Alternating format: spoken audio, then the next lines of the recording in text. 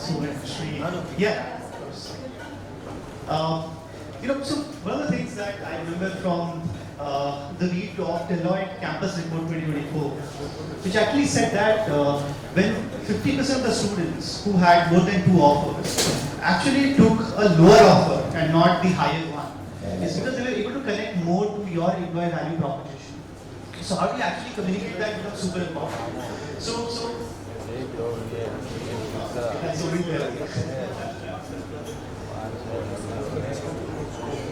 Maybe I don't know Shairi like our friend David Prasad, but I know a small nursery poem. If you're okay with on a Friday evening, again, probably we can relate to this most of the times, right? I've learned this from my boss, my head of HR in the last company. So I'll just read it for you. And this is a real life situation for leaders like us, right? So just to kind of read it for you, the poem is The Grand Old Duke of York, okay? Oh, the Grand Old Duke of York, he had 10,000 men. He marched them up to the top of the hill, and he marched them down again. When they were up, they were up, and when they were down, they were down, and when they were only halfway up, they were neither up nor down. Okay, this is our real-time situation. Sometimes we are up, sometimes we are down, or we are halfway, neither up nor down. I think this relates very well to our leadership style in many ways. So we generally kind of recite this in every leadership meeting. We generally want to kind of do it. It's an exercise. We can also kind of implement it sometime. So on a lighter note, I just wanted to start it with that. What working well for us, right? I mean, of course, everyone it's different, but on our table we were just trying to kind of jot down few things. I think the hiring for tech landscape, right? Tech hiring landscape has really gone up these days. I think we see a lot of uptake in hiring for core tech space. Technology space is covered. On the flip side, I'm talking about friction as well. I want to cover both together. If you see, I think there is a shrink in core areas, core engineering areas, especially for me and my colleague on the table. We don't see much talent available in the market for streams like mechanical or engineering nowadays. Or maybe David Prasad can also say doctors, right? I mean, very less area for us in the core side of things. And then evaluation through internships, right? I think somebody also touched upon the point.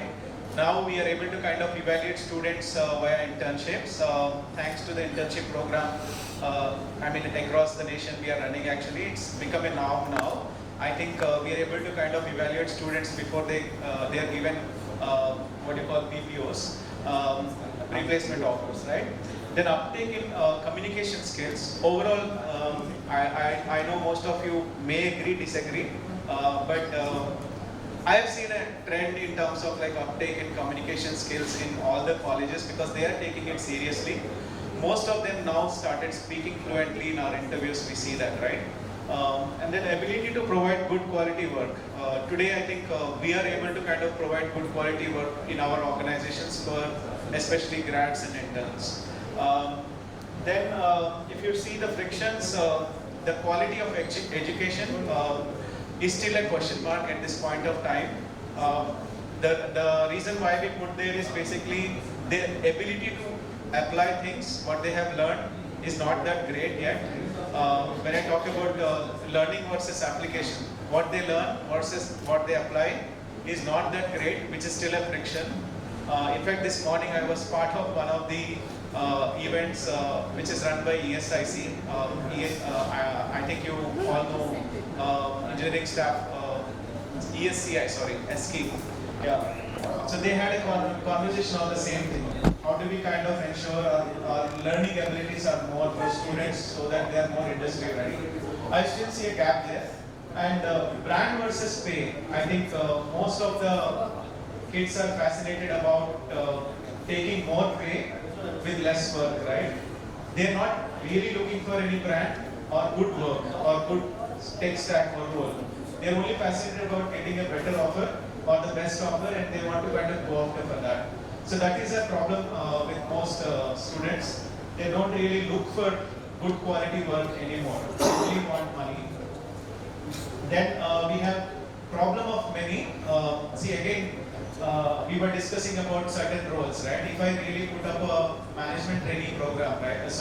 Job on the site, what we see is we get 4 to 5,000 applications. Okay, and we hardly have any roles as MPs. So that is a problem of many. How is AI helping us screen those profiles? Is really AI enabled to kind of screen those profiles and give us the top 5? That's a question at this point of time. Both me and Sridhar were in a Naukri event, we were discussing about this. Today we are seeing a lot of kids, students, they are actually building their resumes using AI. And how will AI crack those AI resumes? Right? So, yeah, that's a conversation most people are now talking about. The filtration is something we talked about as a friction when we get so many applications, right? That's a current challenge. And how do we screen through all those applications? While AI is screening, is it doing a real good job or not is a question. That's why we put it as a friction at this point of time. You want to add something?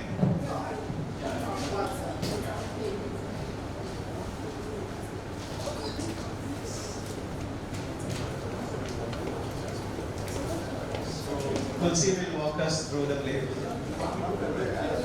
The things which are working, we will obviously continue and make them as part of the playbook, which is try before you buy. The internships, which are non-commitment internships, we are able to do it being a product company, small intake, so I don't know if that would apply to large intake, but then that's something which is working, we will continue to do it.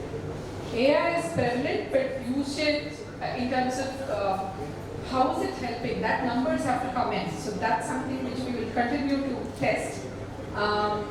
Change engagement strategies. So we were talking in depth about Gen Z and what are their priorities. This is a generation which is totally digital and they have social anxiety. So that's the reason we have had people who are really good but do not want to take up roles which will involve management of people and all that. They want to be, a generation who would want to be just individual contributors. So develop career paths for somebody like that. You need to accommodate this generation any which way. So that's something which we will be putting it as a plan.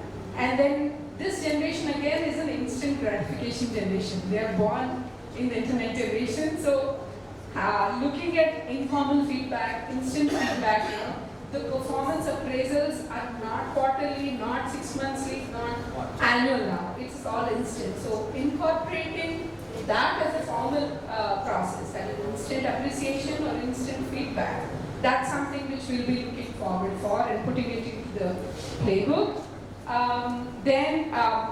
We were discussing deep into how generations take mental or wellness as such. There is a generation, X, which really shied away from talking about it. To millennials who didn't mind going ahead and taking professional help but still kept it to themselves.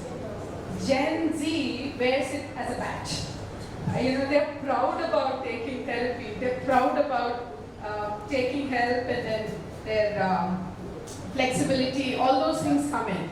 So accommodate that, have robust EAP programs, and talk a lot about how organizations can support their wellness journey and things like that. So that becomes extremely important to address or to accommodate this generation. Address quiet tracking and quiet quitting. I think both. It's a combination of having EAP, having mentors who can really address their small issues. That's something which we are looking at. Other things which we discuss is micro-learning, because their attention span is quite less. So bite-sized learning. And also, focus more on skill development, career development than commitment. They are commitment phobic. We all know about that. So don't talk about commitment when you want retention. Talk about how they can develop themselves, how their progress happens in this organization. So these are few things which at our table were discussed, and that's what we are looking for. On a lighter note, please remember we should be halfway when you go to the alcohol section. Probably we should be neither up or neither down. That's the reason I just talked about that poem. Thank you very much.